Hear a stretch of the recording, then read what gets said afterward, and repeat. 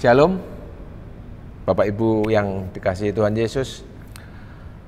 Kembali kita ibadah tengah minggu saat ini dalam keadaan sehat ya, puji Tuhan. Ini semua karena kebaikan Tuhan semata-mata, bukan karena kita kuat, bukan karena kita bisa ya.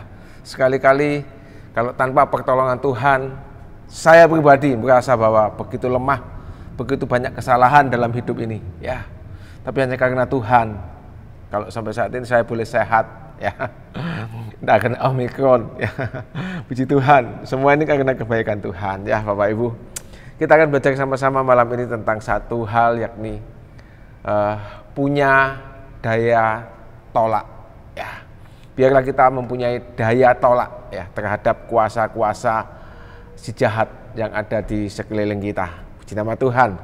Kita akan terlebih dahulu dengan sebuah doa. Tuhan, kami mengucap syukur kalau sore ini Engkau pertemukan kembali Tuhan, tetap dalam ibadah online Tuhan Yesus. Kami mengucap syukur untuk ibadah tengah minggu ini. Kami yakin dan percaya Tuhan Yesus baik, Tuhan Yesus yang menggembalakan kami, Tuhan Yesus yang boleh menguatkan kami, dan Tuhan Yesus yang mengajari kami untuk malam ini kami boleh belajar bersama-sama.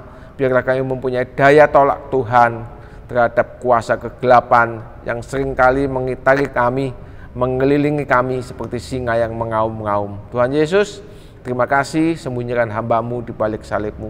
Haleluya, amin. Shalom. Kita akan belajar sama-sama tentang daya tolak ya.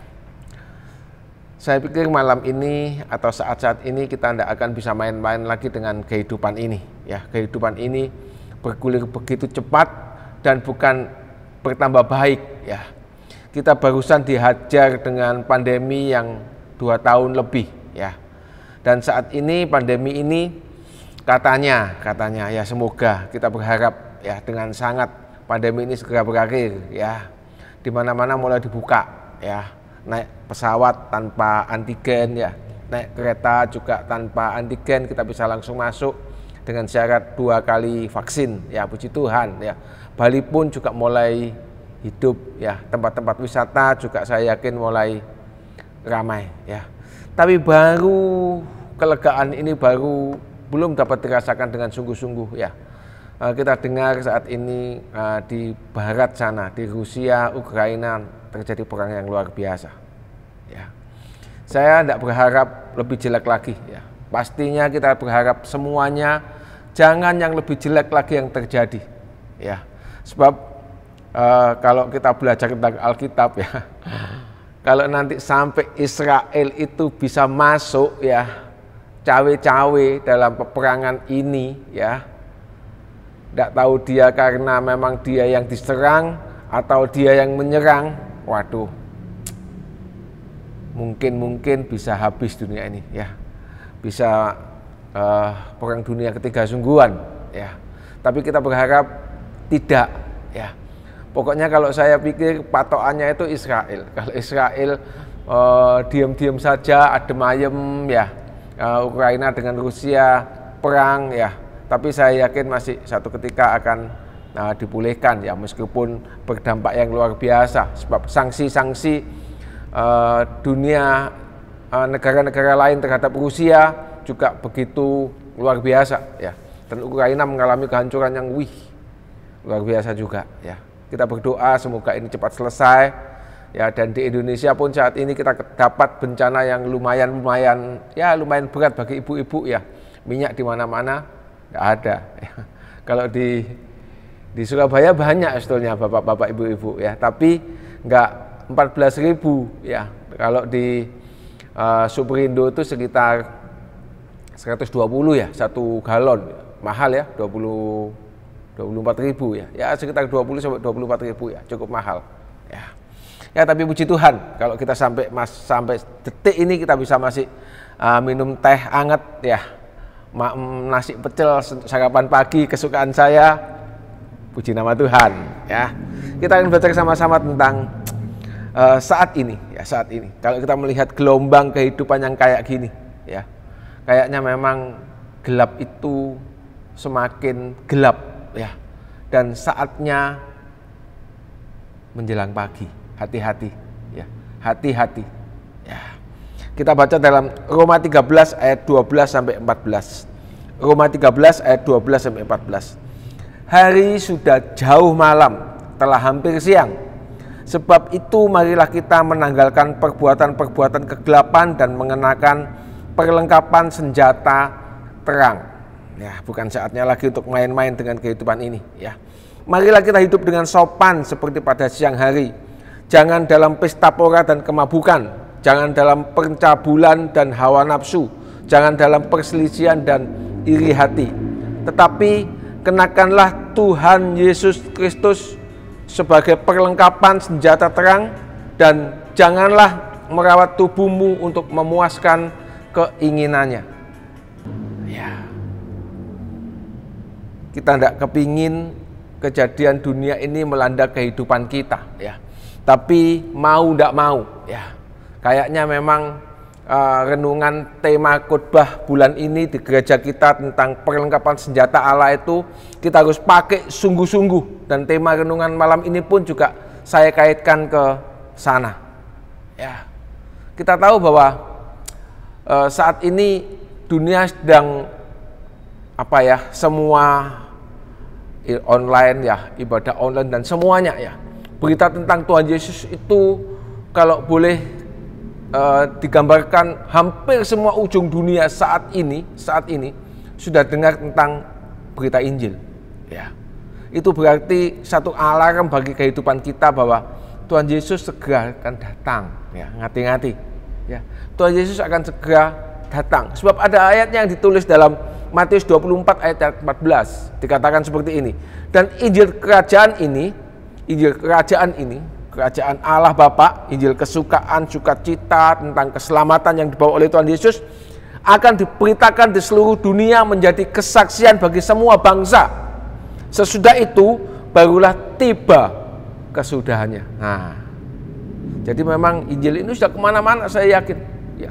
Semua orang pastilah paling tidak pernah dengar tentang Injil, tentang Tuhan Yesus, tentang person Yesus itu mereka sudah mulai buka telinganya, ya, pasti. Dan itu berarti bahwa akan tiba kesudahannya. Apa yang harus kita persiapkan kalau melihat keadaan dunia yang seperti ini? Tidak ada lain, pakai perlengkapan Tuhan Yesus Kristus seperti tadi dikatakan dalam ayat pasal yang ke-14 tadi, dikatakan dalam Roma 13 ayat 14. Pakai Tuhan Yesus Kristus sebagai perlengkapan senjata terang, ya. Dan janganlah merawat tubuhmu untuk memuaskan keinginannya. Aduh, sudah, tinggalkan semuanya. Saatnya kita akan lebih bersungguh-sungguh, ya. Lebih menghadapkan kehidupan kita kepada Tuhan Yesus saja, ya. Kita tahu bahwa iblis itu caranya nipu tidak kayak, ya, kalau zamannya masih kayak Ayub, oke lah, ya, dikasih penderitaan begitu, ya, sehingga orang itu berontak kepada Tuhan, ya. Tapi seringkali dengan Ayub pun iblis gagal, ya. Dan saat ini kalau orang yang kadang-kadang mungkin dihantam dengan penderitaan oleh iblis, dihantam dengan banyak masalah oleh setan yang jahat itu, mereka tidak akan lari dari Tuhan Yesus. Mereka akan semakin gandol, semakin kuat bergantung pada Tuhan Yesus. Tapi kadang-kadang saat ini tipuan-tipuan halus yang dikasih sama iblis, ini yang justru kita harus ngati-ngati dalam kehidupan ini, ya. Tipuan-tipuan yang sepertinya tidak kasat mata, ya, yang begitu halus masuk dalam kehidupan kita, ya. Karena ada ceritanya tentang monyet yang di pohon kelapa, kemudian ada peperangan antara angin timur dan angin barat, dan angin baratnya bilang, coba siapa yang bisa menjatuhkan kelapa itu? Aku kuat, katanya angin barat. Ayo coba, silakan aja, katanya angin timur. Oke, aku duluan. Kalau aku yang bisa jatuhkan si kera, berarti kamu sudah kalah. Oh, siap. Kemudian angin barat dengan segenap kekuatannya, dia hembus nafasnya, angin begitu keras menimpa kera yang di atas pohon kelapa. Dan kita tahu apa yang diperbuat oleh kera itu. Begitu dia tahu ada angin yang begitu keras, dia nggak mau melepaskan pegangannya sama pohon kelapa, ya. Dia semakin kuat untuk berpegangan erat-erat, ya. Kakinya empat, kaki tangannya semuanya dipegangkan semuanya erat-erat kepada pohon kelapa. Sampai pohon kelapanya mentiung, tapi dia nggak jatuh, ya.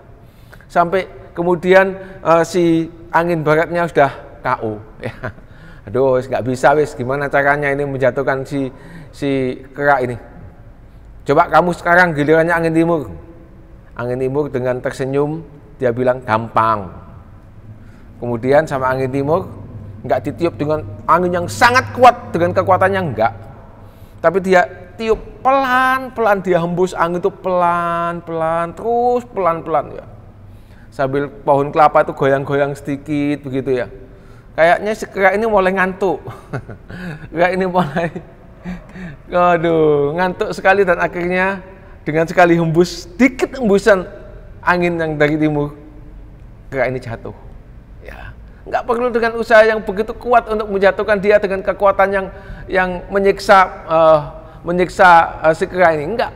Tapi dininabobohkan sama dia, sama angin timur, dan akhirnya kera jatuh. Demikian juga dengan kehidupan kita saat ini. Hati-hati dengan kehidupan ini, ya. Bukan masa-masanya lagi untuk kita main-main dengan kehidupan ini, ya. Masa saya pikir sudah tidak akan panjang lagi. Entah itu mungkin dengan usia kita sendiri, atau mungkin nanti juga Tuhan Yesus yang akan datang di awan-awan untuk jemput kita. Kita tidak tahu, ya. Tapi masa-masa ini adalah masa-masa yang krusial, ya. Di mana begitu banyak gejolak dalam kehidupan ini, dalam tahun-tahun terakhir itu begitu berurutan, ya. Begitu beruntun, nggak habis-habisnya, ya. Baru pandemi hampir selesai, terjadi perang, ya. Sebentar lagi apalagi yang muncul di Indonesia pun kena minyak goreng yang sudah nggak ada di mana-mana, ya. Sampai pemerintah pun hampir kolaps untuk mengatasi ini, ya. Nggak ada daya, ya. Semuanya habis, ya. Dan kita tahu memang kalau lihat keadaan kayak gitu, iblis tidak akan tinggal diam. Dia akan dengan segala kekuatannya, ya. Kalau tidak kena dengan keras, maka dia akan dengan lembut untuk menjatuhkan kita. Ya. Saat ini semua orang kepingin cepat kaya, saat ini kepingin cepat sugih, ya. Dan kita tahu mereka menghalalkan segala cara sehingga judi itu kalau dulu kan katakanlah mungkin, ayo kita hadap-hadapan berdua dengan meja dan sebagainya, ayo kita judi, kita taruhan. Sekarang kan enggak, ya. Apapun bisa dibuat judi, ya. Semuanya bisa dibuat judi, ya. Nomornya plat nomornya bis yang lewat itu, plat nomornya bis yang lewat itu, ganjil atau genap bis yang misalnya pertama kali genap, oke, bis yang kedua yang lewat genap apa ganjil? Tatoan 10.000, ya. Orang itu saat itu wawasannya kepingin gimana caranya cepat meraih kekayaan. Dan kita tahu saat ini gejolak hukum di Indonesia tentang binomo, dan itu pasti adalah, saya tanya dengan teman-teman saya yang pintar main saham di Surabaya, ya, barusan ini kita omong-omong sharing, dan dia bilang kalau binomo itu judi, ya, 100% judi, kayak tasio kalau dia bilang, ya. Bapak Ibu mungkin kalau nggak tahu tasio itu besar kecil itu, ya.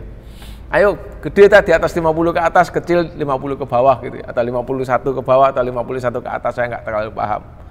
Ya, dan itu memang judi. Dan orang banyak orang di dunia ini semuanya kepencut dengan hal-hal yang seperti ini.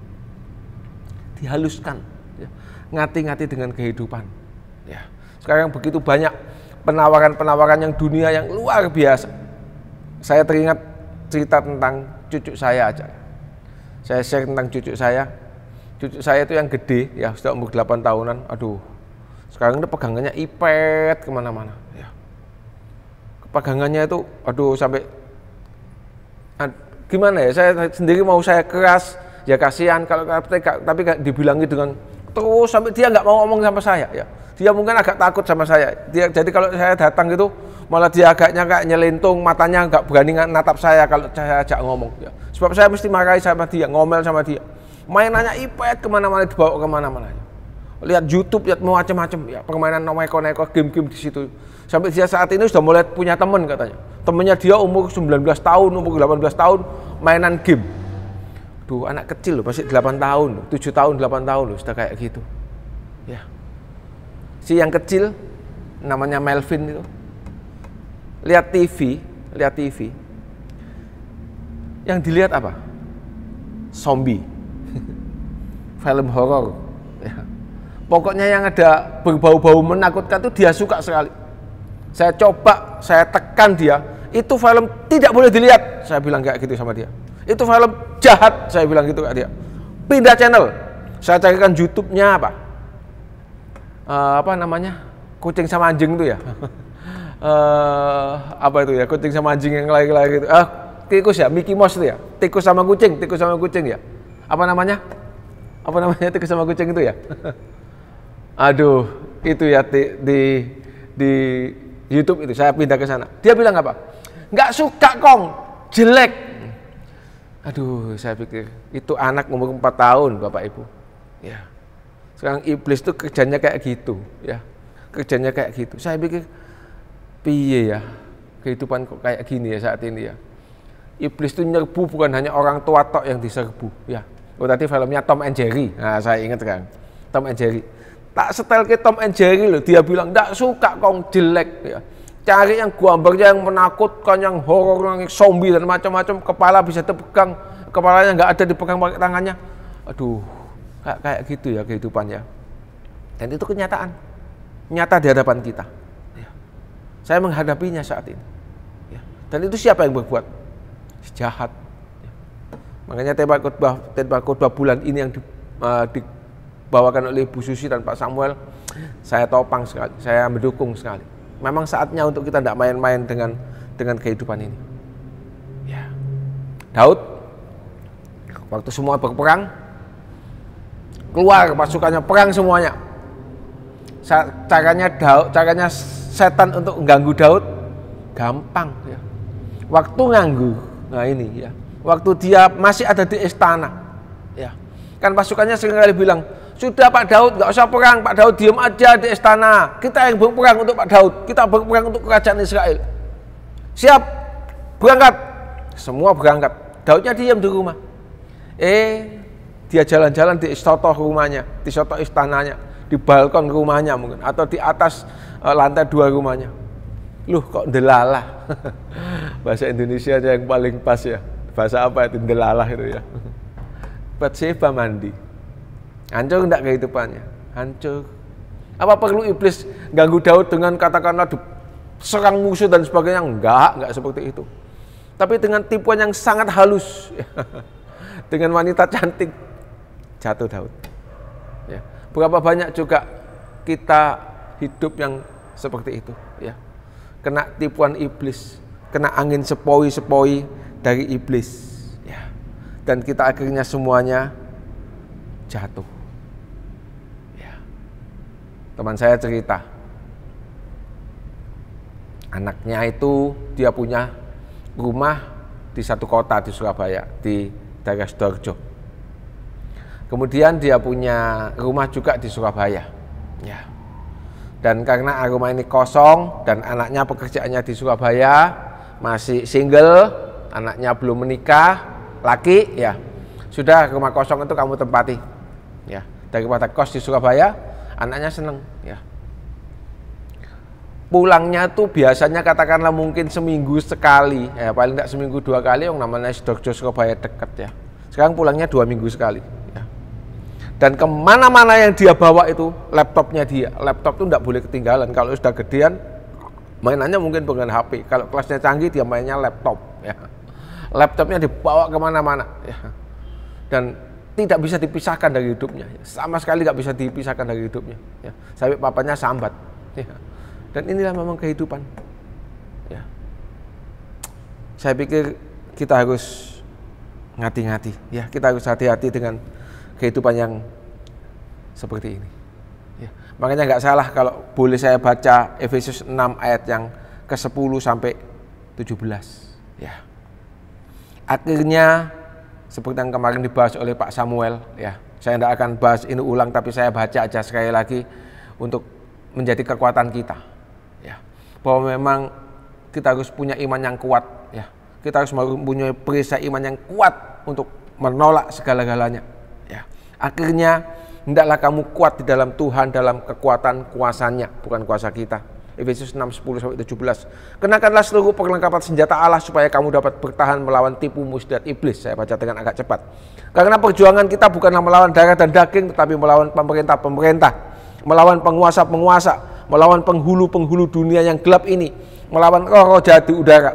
Sebab itu, ambillah seluruh perlengkapan senjata Allah supaya kamu dapat mengadakan perlawanan pada hari yang jahat itu, dan tetap berdiri setelah kamu menyelesaikan segala sesuatu.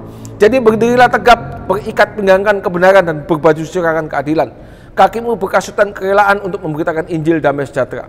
Dalam segala keadaan pergunakanlah perisai iman, sebab dengan perisai itu kamu akan dapat memadamkan semua panah api dari sejahat. Dan terimalah, yakinlah kita sudah menjadi manusia-manusia insan yang diselamatkan, ketopong keselamatan, dan pedang roh pakai, yaitu firman Allah.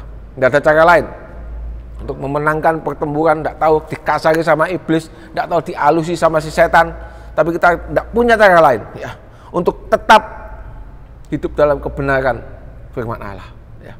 Punyai wawasan yang luas tentang Alkitab kita ya, tentang firman Allah yang ada di hadapan kita, yang sudah dikasih dalam kehidupan kita ya. Yakinlah bahwa kita ini adalah, jangan mau diapusi lagi bahwa oh kamu masih banyak dosa, oh kamu tidak mungkin layak hidup dengan kesucian, kamu tidak layak hidup dalam kerajaan surga. Oh enggak. Yakinlah bahwa kita ini adalah orang-orang yang sudah diampuni oleh Tuhan Yesus ya. Dengan iman kita yakin bahwa kita menjadi penduduk surga. Jangan mau diapusi lagi dengan hal-hal yang berbau katakanlah tipuan-tipuan yang katakanlah mungkin menyatakan bahwa kita orang berdosa. Memang kita orang berdosa, tapi dengan tebusan darah Yesus cukup untuk semuanya, untuk mengangkat kita tinggi-tinggi di hadapan Tuhan ya. Yakinlah kita ya, bahwa kita sudah diampuni dosanya ya. Dan satu-satunya person yang bisa mengangkat kita, yang bisa menyelamatkan kita, hanya yang namanya Tuhan Yesus Kristus. Pakai itu sepenuhnya, gandolan sama dia sepenuhnya. Yohanes 14 ayat 6 dikatakan, kata Yesus kepadanya, akulah jalan dan kebenaran dan hidup. Tidak ada seorang pun yang datang kepada Bapa kalau tidak melalui aku. Tuhan Yesus sudah mengatakan dengan sangat jelas ya. Dunia tidak akan semakin baik memang ya, tapi nggak apa-apa, nggak masalah. Apapun yang terjadi memang itu yang harus terjadi, itu yang harus kita hadapi, itu yang harus ada di hadapan mata kita ya. Kita akan melaluinya ya. Bukan dengan kekuatan kita, tapi dengan kekuatan Tuhan Yesus Kristus. Dia sudah kasih contoh yang luar biasa di akhir renungan malam ini. Ya. Dia sudah kasih contoh yang luar biasa bagaimana waktu Tuhan Yesus dicobai oleh kuasa si jahat itu. Ya.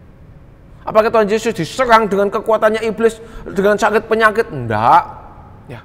Tapi Tuhan Yesus diserang dengan apa yang begitu setan begitu tahu apa yang menjadi kebutuhan Tuhan Yesus ya.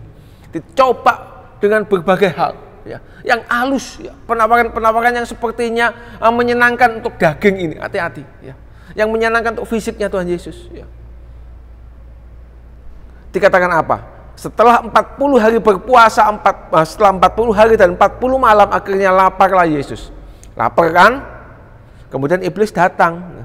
Jika engkau anak Allah, perintahkanlah supaya batu-batu ini menjadi roti. Ya. Kepuasan daging. Ya, dia kasih kepada Tuhan Yesus. Apa namanya itu? Hedonisme. Ya. Cobalah, kamu sangat lapar kan? Orang kalau sudah sangat lapar ya, apapun juga, udahlah makanan apapun juga yang tidak enak pun jadi enak. Ya. Apalagi kalau Tuhan Yesus punya kuasa, batu bisa jadi roti. Kenapa gak dimanfaatkan kuasanya sedikit lah? Karena memang secara fisik dia sangat lapar. Ya. Batu jadi roti. Tapi Tuhan Yesus katakan apa? Ada tertulis, manusia hidup bukan dari roti saja, tetapi dari setiap firman yang keluar dari mulut Allah. Pakai firman, tidak pakai omongannya sendiri, tidak pakai omongan, pakai kuasanya dia, tidak, kuasanya kita, tidak. Ya. Tapi pakai firman ya, yang sudah dituliskan dalam PL. Ya. Dan Tuhan Yesus tahu itu, dia cuplik untuk hantam si iblis. Ya. Manusia itu bukan karena roti saja, tapi karena firman Allah yang diberikan oleh Allah Bapa di surga. Ya. Kemudian coba lagi sama iblis. Iblis nggak terima kan? Kalau dagingnya nggak kena, cobalah sekarang nalarnya, ya, perasaannya. Ya. Dikatakan seperti ini. Kemudian iblis membawanya ke kota suci dan menempatkan dia di bubungan bait Allah. Ya. Ini dia anak Allah. Tuhan Yesus tahu bahwa dia anak Allah. Ya. Dia mempunyai egoisme yang harusnya besar, tidak masalah. Ya. Dia memang anak Allah, mau apa? Ya. Coba ceblok jatuhkan dirimu dari hubungan bait Allah. Nanti kan kamu akan ditulungi oleh malaikat-malaikat. Ya. Dikatakan, jika engkau anak Allah, jatuhkanlah dirimu ke bawah, sebab ada tertulis mengenai engkau, ia akan memerintahkan malaikat-malaikatnya dan mereka akan menatang engkau di atas tangannya, supaya kakimu jangan terantuk kepada batu. Ya.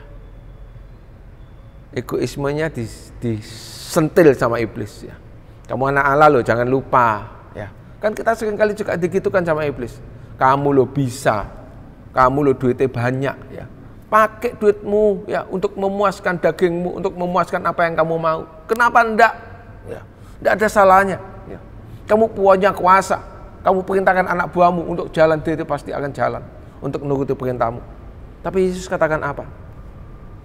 Ada tertulis, janganlah engkau mencobai Tuhan Allahmu.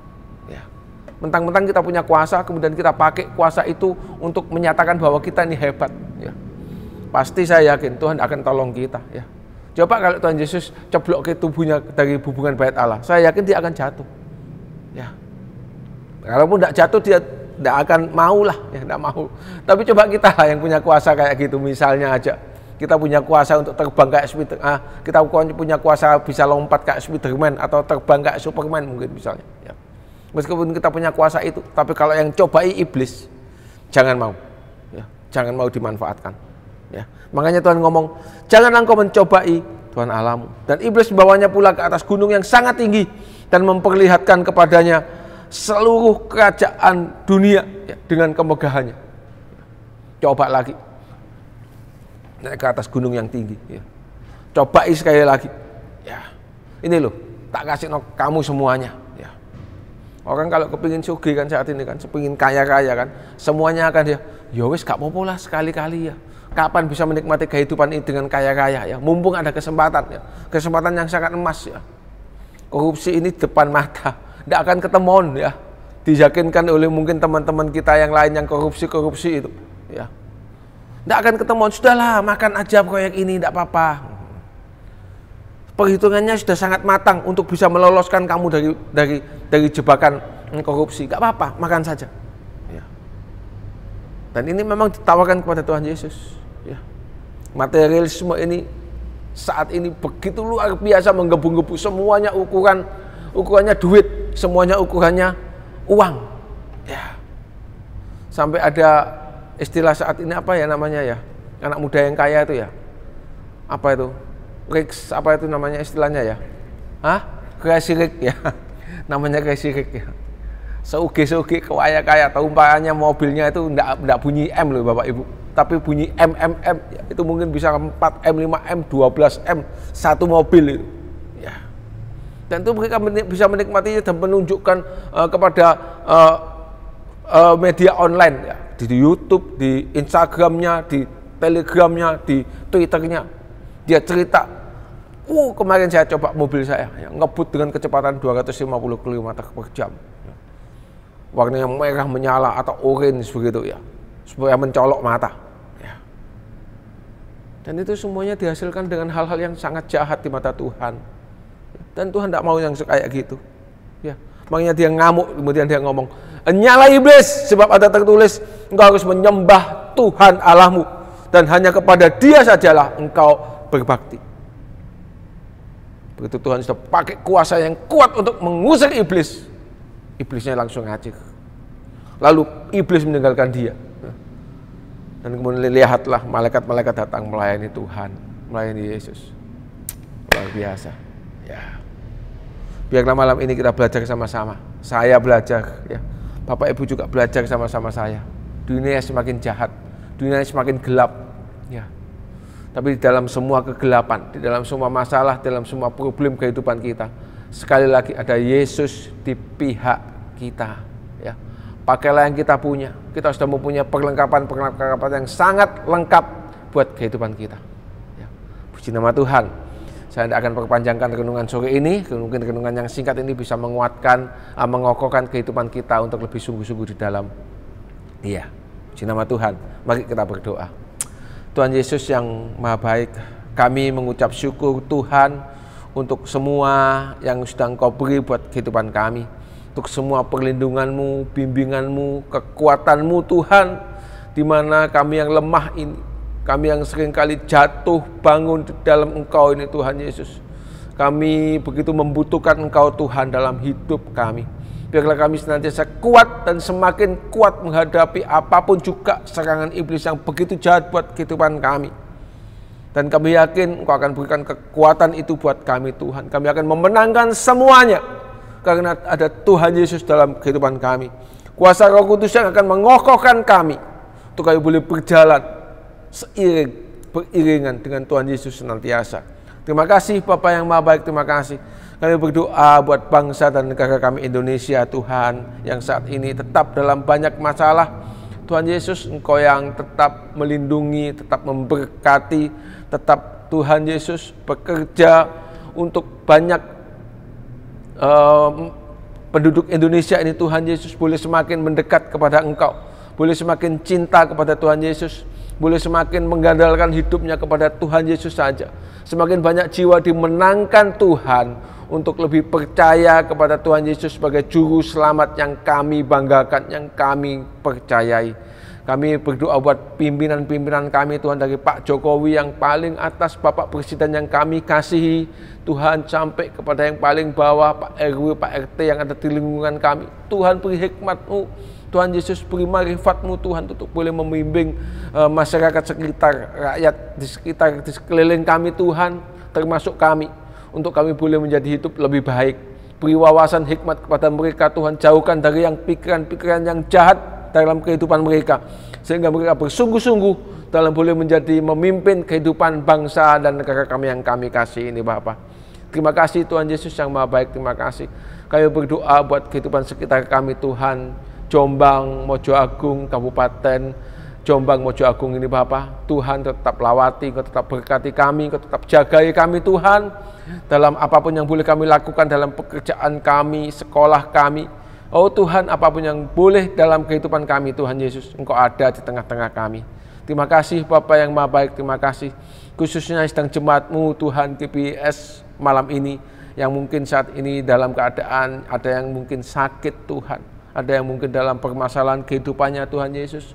Tuhan Yesus tolong, Tuhan Yesus beri kekuatan, Tuhan Yesus beri jalan keluar, sehingga di dalam semuanya Tuhan, nama Tuhan Yesus boleh dimuliakan dan semakin ditinggikan. Terima kasih Bapa yang Maha Baik, terima kasih. Kami serahkan Tuhan minggu ini, sepanjang minggu ini, di dalam tangan Tuhan Yesus saja. Di dalam nama Tuhan Yesus Kristus, kami berdoa dan mengucap syukur. Haleluya. Amin.